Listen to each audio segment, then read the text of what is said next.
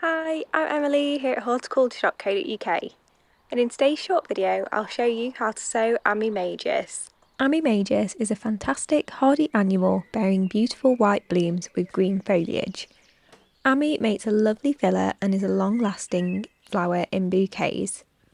I'm sowing my Ammi Majus in the autumn between September and October.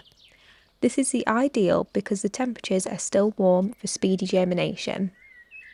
These plants are happy in full sun, partial or dappled shade, growing to a height of around 1 metre and with an average spread of around 50 centimetres.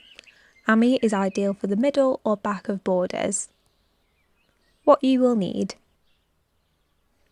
seeds, fine compost, pots or a seed tray, a greenhouse, cold frame or porch. Sowing Ammi Majus. Fill your seed tray or pots with compost. You can either use seed sowing compost or a multi-purpose blend. Either will be fine as long as it is quite fine for seeds to germinate. Try and sow one seed per pot or cell, as Ammi does not like to be disturbed, but don't worry if you accidentally sow more than one. You can thin them out later after they've germinated. Cover over your seed cells with a fine layer of compost around 1 centimetre.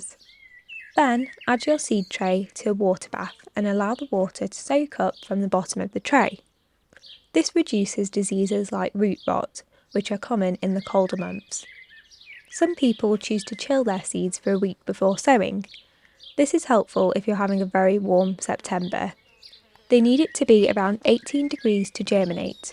Any more than this will be too warm and you will not get any germination.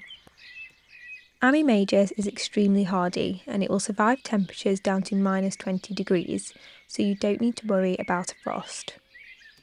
Care.